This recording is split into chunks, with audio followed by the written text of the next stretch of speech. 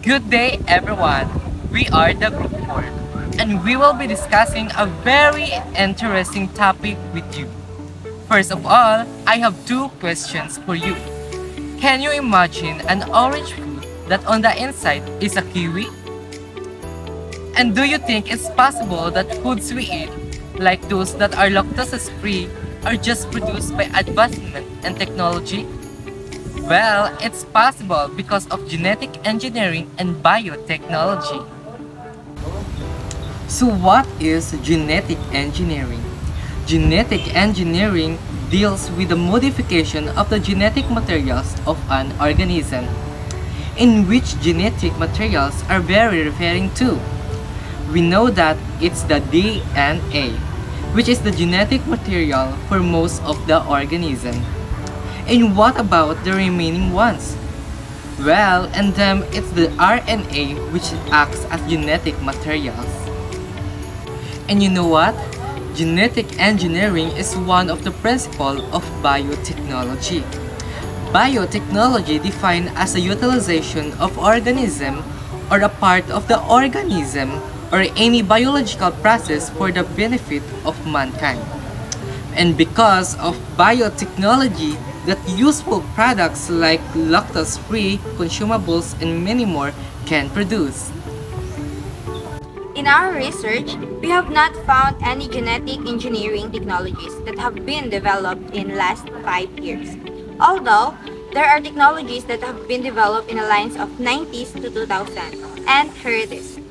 In 1997, the development of macroarray. In 1977, the development of DNA. In 1983, the development of PCR. In 1950s, the development of RNA. In 2012, the development of CRISPR or Cas9. So, DNA technology, Recombinant DNA. DNA sequencing, genetically modified organism or GMO, Polymerase chain reaction. Here are the 5 technologies that are available in the Philippines. DNA technology, recombinant DNA, and the DNA sequencing. There's also genetically modified organism and polymerase. Manufacturers of DNA sequences. Roche, Illumina, Life Technologies, Beacon Coulter, Pacific Biosciences, Oxford Nanopore, and MGI. Some of the major companies that are present in the global recombinant DNA technology market report include Novartis AG, Thermo Fisher Scientific Incorporation, Sanofi Posture Limited, Merck KGaA, Genetic Incorporation, GlaxoSmithKline, Eli Lilly and Company, Pfizer Incorporation, Johnson Pharmaceuticals Incorporation. Genetically modified organisms. Bayer, BASF, Dow AgroScience, DuPont, Pioneer, Monsanto, and Syngenta, and Cell GMO seed and associated products, including herbicides as well and range of non-GMO seed products supporting agricultural production. These are the introduction of technologies. Recombinant DNA. Recombinant DNA technology involves using enzymes and various laboratory techniques to manipulate and isolate DNA segments of interest. DNA cloning. DNA cloning is the process of making multiple identical copies of a particular piece of DNA. DNA sequencing. DNA sequencing refers to the general laboratory technique for determining the exact sequence of nucleotides or bases in DNA molecule. Genetically modified organisms are organisms such as plants, animals, and microorganisms whose genetic characteristics have been altered in a way that does not occur naturally by mating and or natural recombination. PCR, polymerase chain reaction, is a method used in a molecular biology to make millions of physical copies of a specific DNA sequence For example, a gene it has several key ingredients. A DNA template to copy short DNA sequence called primers, and a master mix containing the rest of necessary molecules. These are the positive effects of technologies. GMO. There are also potential environmental benefits to GMO crops. For example, GMO crops may reduce the need to use dangerous pesticides and other chemicals that pollute the environment. GMO crops can also increase the total amount of food vegetable helps farmers earn more money.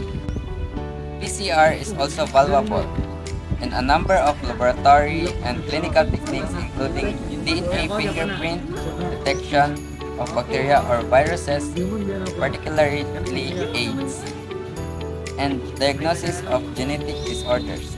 What is PCR used for? Once amplified, the DNA produced by PCR can be used in many different laboratory procedures. The negative impact of the DNA technology in our society is to contribute damage to aging via cell autonomous events such as causing apoptosis, which depletes functional cells such as neurons, and via cell non-autonomous mechanisms such as triggering senescence, which can negatively impact the function of neighboring and damaged cells through their SASP. The negative impact of the PSR technology of our society is specifically potentially lower than culturing and staining, implying an increased risk of false positives. Since specific primers are used to identify different microorganisms, the physician often needs to list potential chromosomes before performing selective.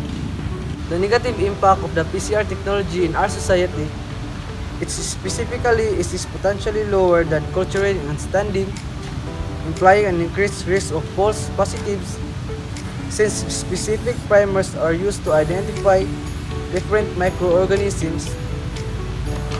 Physicians often needs to list potential microorganisms before performing selective. And the negative impact of the GMO technology of our society to the farmers, not only those GMO. Contamination affect seed purity, but it also has serious ramification for organic non-GMO. Harm due to lost markets or decreased crop values than financial burden associated with GMO contamination is significant.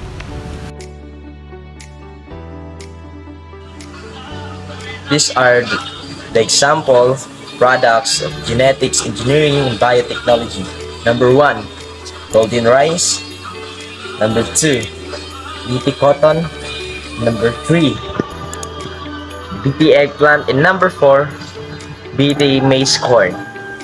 This is the example products of genetics engineering and biotechnology.